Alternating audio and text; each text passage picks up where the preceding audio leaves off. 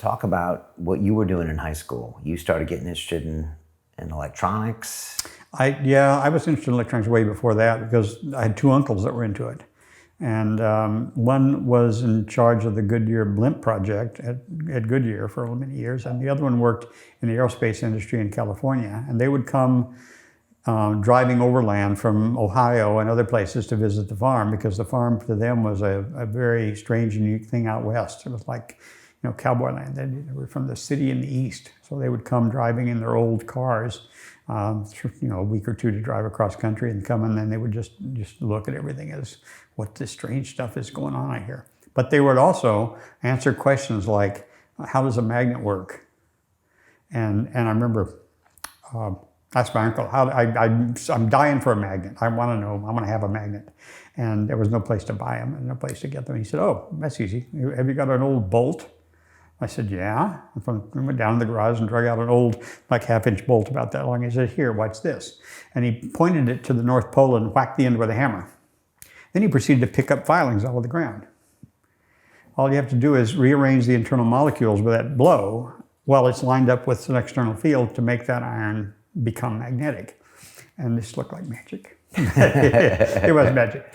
And so I ended up taking apart I scrounged all the old TV sets I could find. There were some TVs, there wasn't very much, but electronic pieces, I would just take them apart to get the parts out of them, just because I didn't have any sorts of parts to even fiddle around with, make a radio or something. So we were able to do that on the farm. We had a shop, so I would do shop tools. We overhauled our own tractors, so we had a lot of mechanic stuff going on, a lot of grease, and oil went down. We had old cars around and machinery, so we would do projects with them, try to get them running again, mess with them, jalopies. This is all before we had licenses. So we were able to exercise a lot of opportunities to learn on our own. Nobody said, hey, you can't do that. And your parents were really supportive of you going to do something else? Yeah, they were. It's a bit rare. Didn't a lot of parents want the sons to carry on? I think most of the farming parents wanted their kids to take over the family business. And I'd have to say I would expect that my dad was a little disappointed that we didn't do that. Tom did a little bit of it. Your brother, yeah. Yeah, okay. He actually did in Colorado. So that was a little bit, that kind of work. But he even didn't want to do that either. Okay. After a while. And your dad kept going? Yeah, until he was 77. Wow. Farm until he was 77. 18 to 77.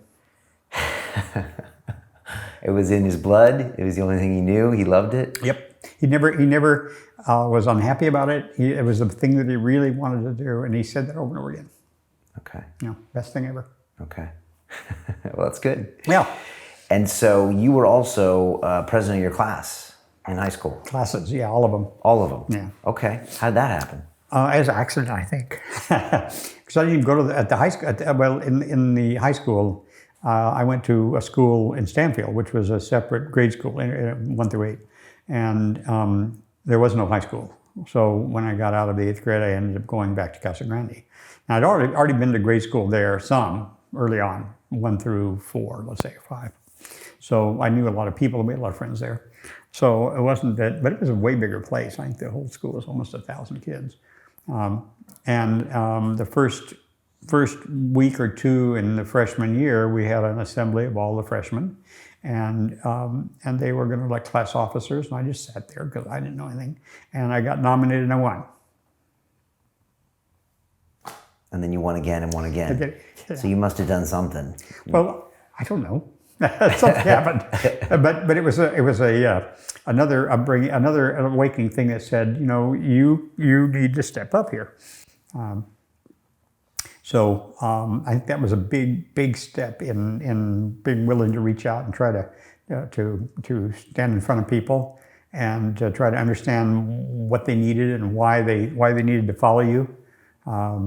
I don't know. It's just interesting. Okay, so you kind of enjoyed that, learning that. Yeah. Okay. Yeah. Which is kind of the opposite of what you'd expect. It'd be opposite of what? Yeah, exactly. Right. Well, not only a techie geek and a farm kid, but most of the people there were farm kids.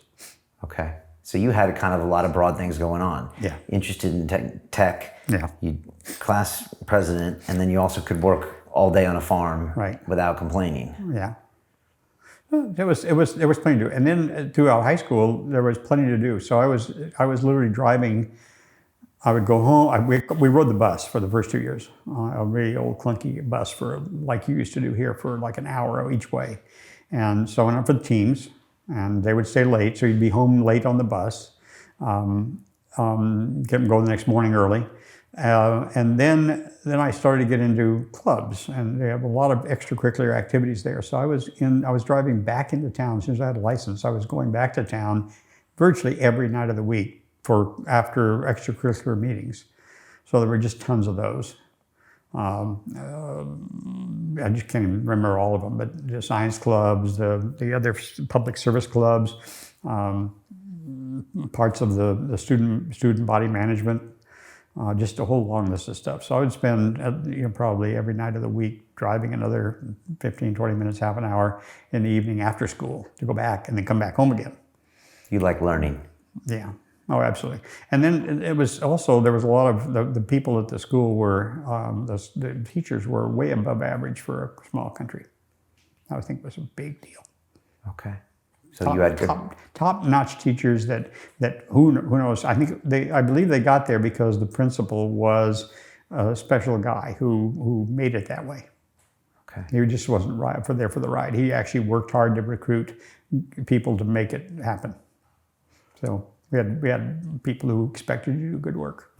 Was your mom a part of you being such a good student or being interested in this stuff, or is this just a genetic thing? No, I don't know. I think it was all basically about the idea that when you do stuff and do well at it, you feel good, and you're comfortable with. You're not comfortable with sloppy work. You're not comfortable with idle time.